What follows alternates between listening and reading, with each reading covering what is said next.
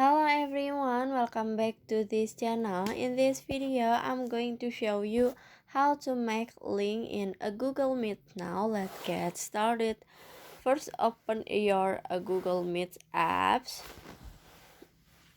Okay, and if you wanna make a link on a meeting, a new meeting in a Google Meet, so you just click on new meeting, this one, click on it. And then in here you can click get a meeting link to share. Click on it. And then in here you can see this is the link. You can copy or share in feed.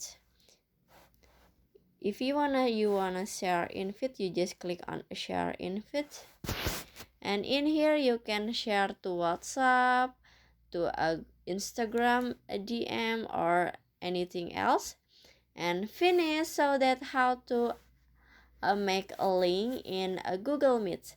I hope you found this video to be helpful. If you enjoy video content, please consider like, comment, and subscribe down below. Bye bye.